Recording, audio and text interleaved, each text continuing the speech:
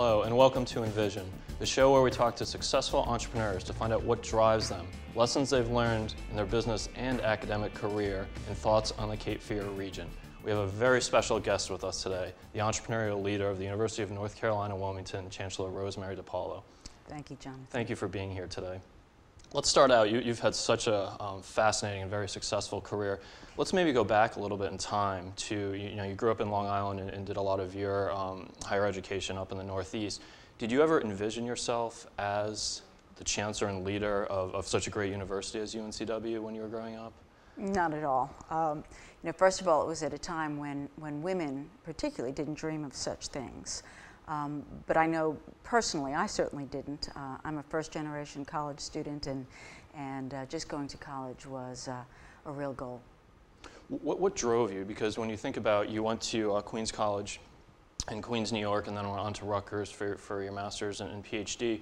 What drove you? Because that's a lot of work and a lot of schooling and a lot of research. What drove you through that process? Because a lot of people don't always make it that far. That's an interesting question. When I discovered that I could go to school and read as an English major, that really excited me. And then when I discovered that someone would pay me to actually teach English literature, that excited me even more.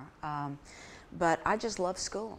And I remember a point when I was finishing my doctorate, and my dad, who never graduated from high school, looked at me and said, aren't you ever going to leave school? Because he really didn't understand this. And when he said that to me, I suddenly realized, I don't ever want to leave school. I love school, and so I better be able to find a job in a university community.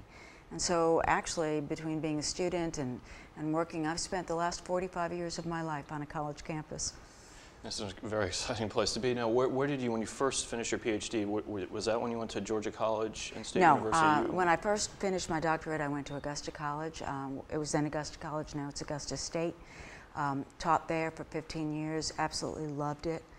Met my husband there when he was a visiting scholar coming over from the University of Glasgow. And then went on to Georgia Southern and loved it there, and then came up to North Carolina for Western Carolina University and was a Dean of Arts and Sciences there.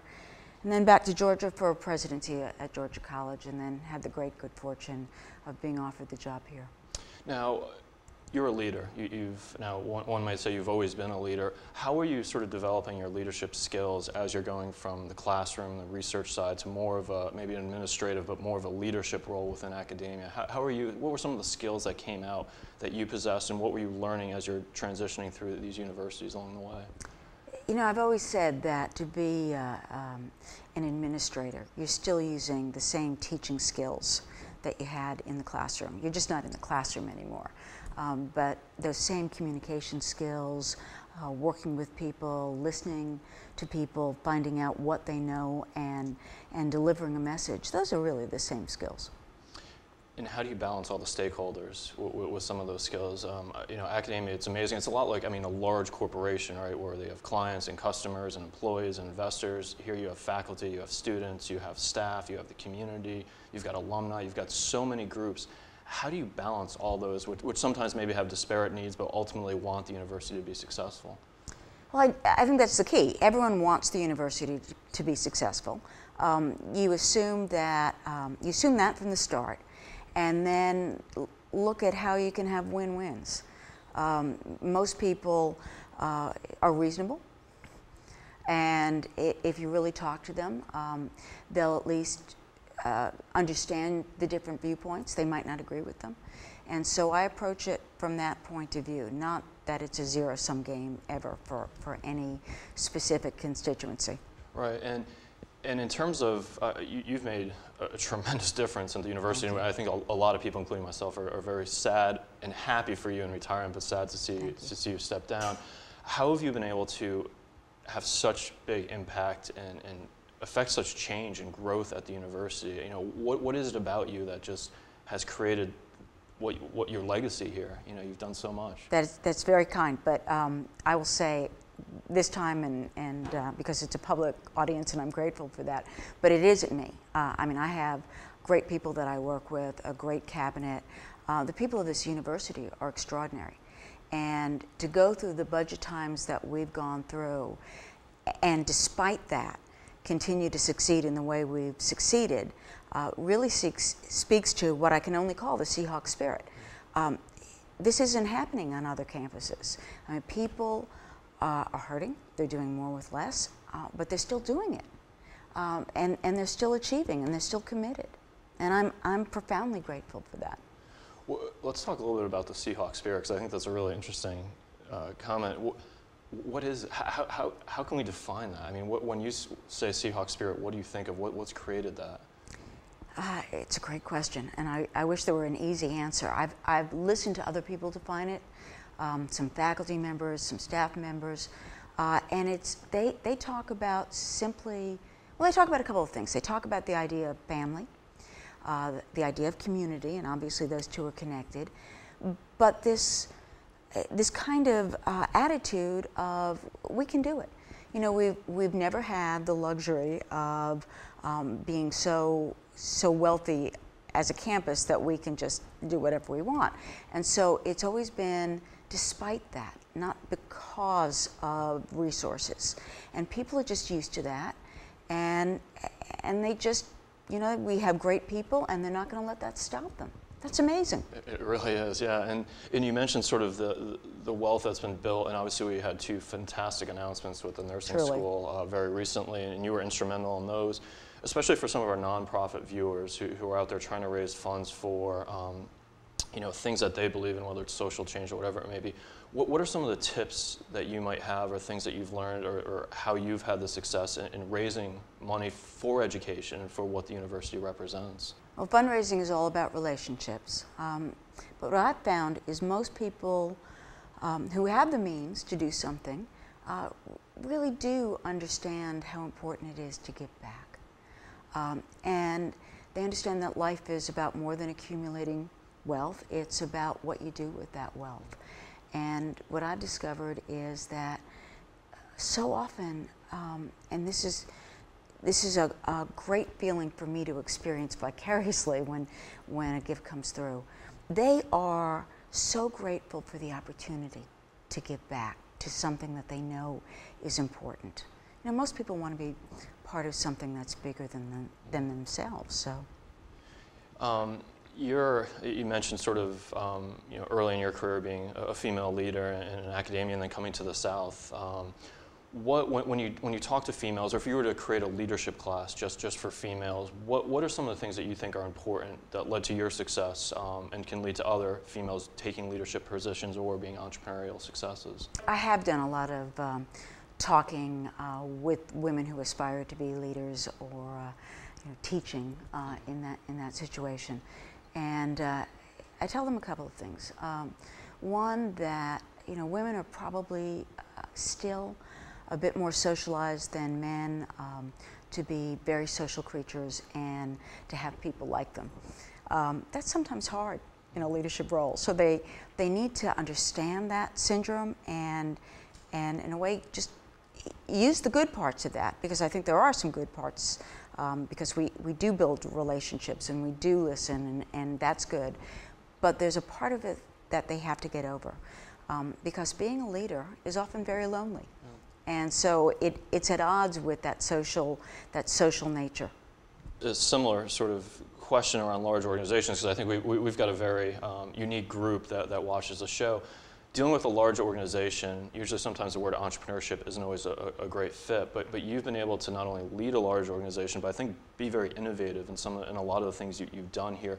How do you balance that ability to maintain a large ship, keep it going forward, yet also continue to innovate it so it's always on the cutting edge, which I think is reflected in all the great rankings that the university's had and accolades? During your introduction, I found it strange that you were calling me an entrepreneur, because obviously this is not a startup business, but the entrepreneurial spirit, broadly speaking, and I love that definition of entrepreneurship, is so part of this university, and you do always have to keep on the cutting edge. And I think we've managed to do that by staying very focused, actually, and saying we can't be all things to all people. We're going to do what we do best. And, you know, I usually don't use management texts. But when I first came to UNCW, I had everyone on my cabinet read Jim Collins' book, Good to Great, because that first part just seemed to embody UNCW, because he starts off by saying, good is the enemy of great. And we were very, very good. And there's always a danger when you're good of just being a little bit complacent. And I saw the potential in UNCW, and I said, we're going to push it, we're going to push it. And I guess that's the entrepreneur part of this. And we did, and we just stayed very focused, and we said, here's our niche, and we're going to do something hard, we're going to do something more difficult. We're not going to follow the natural pattern of saying that the typical evolution of a university is always to become a research one and to grow. Right. We're going to stress quality more than quantity, and we're going to incorporate research into the fabric of how we teach. And not a lot of universities are doing that, and it was the right niche for us. What do you think the university's brand is, sort of outside this region? How has that changed, do you think, since you've been here, in terms of its reputation and perception, and what people think about when they hear UNC Wilmington? Right. Well, I remember when I first came, there was a lot of pushback in the community about increasing standards and raising the quality, and I don't hear that anymore. I think people are immensely proud of what UNCW has become.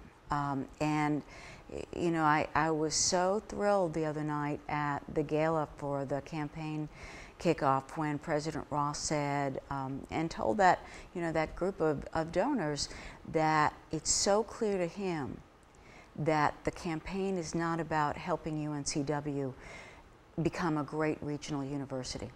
It's about helping UNCW, pushing it to that next level of becoming a great national university.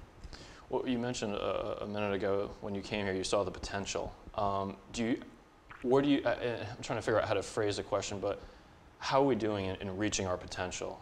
As you're stepping into retirement and a new chancellor is going to be coming in, how are we doing along that path in terms of your vision of what you saw that brought you here and, again, created all this success that you've had here? I think the potential is limitless for UNCW. Right now, if you look at all of the campuses in the state, it's, in terms of the rankings, in terms of SAT scores and graduation rates and retention rates and all things we're measured by, it's clearly Chapel Hill State and UNCW. And that's a wonderful position to be in, because those campuses are so large, and what we have created is a much smaller campus for all of those very bright students who would not thrive on those larger campuses. Because what we're all about, what the brand is that close interaction between faculty and students. That intensity where everyone is really focused on the development of the student. There are some challenging times now with some of the budget scenarios and economic conditions. Do you see a lot of that as part of an evolution, and that the new chancellor coming in, entrepreneurs always like to look at problems as opportunities, and that some of these things, albeit challenging, are also creating some opportunities for the university? And without telling the new chancellor what their future might be, what would yours be if you're to say, okay, this is what the university, I see it as an opportunity going forward in light of some of these challenges? Well, I think the next chancellor is inheriting one of the jewels in the whole country. There's no doubt about it.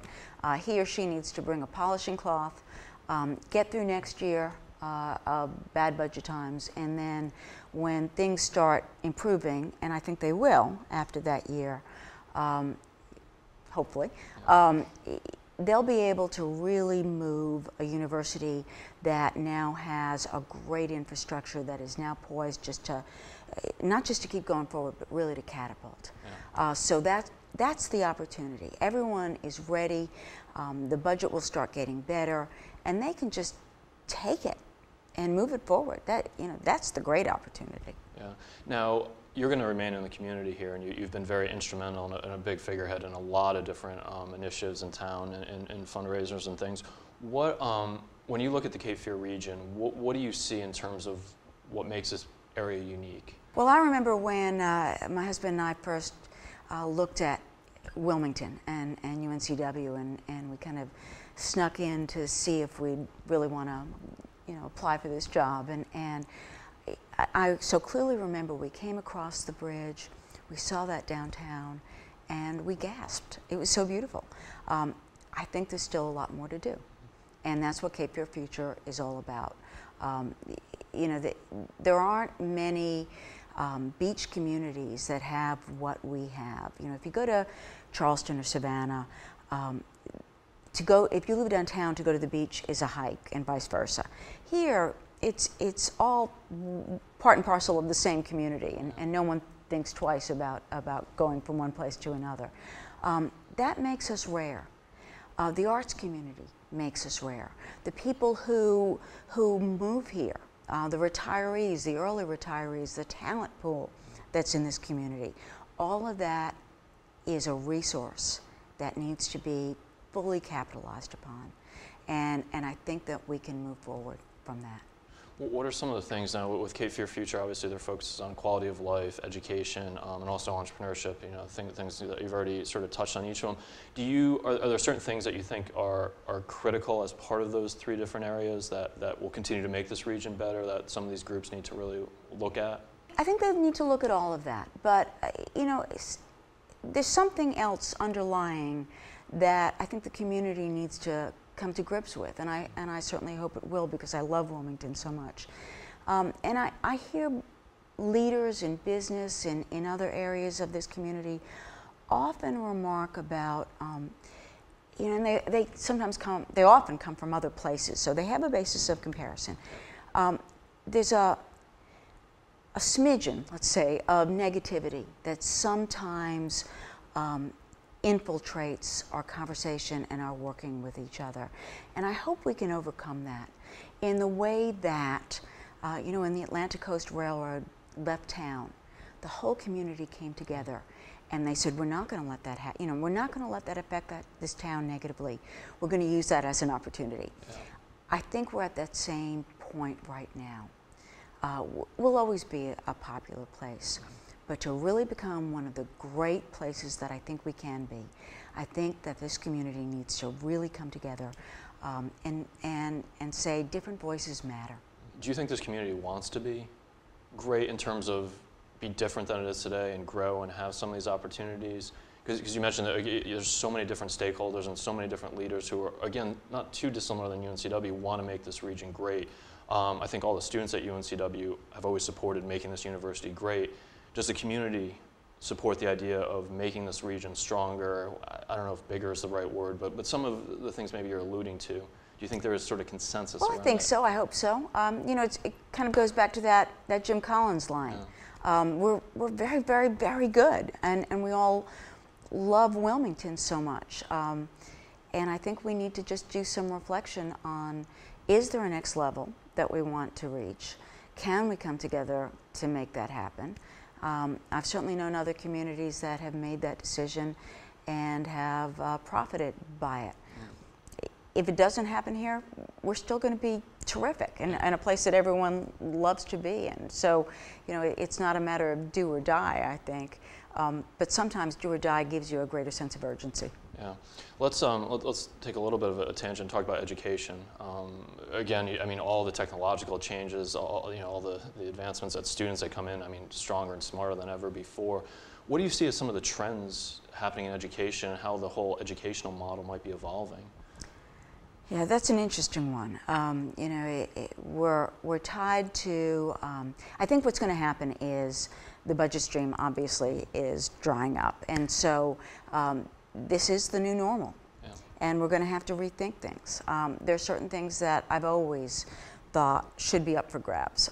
The idea of seat time, and that students have to take 120 hours or 4 years or whatever.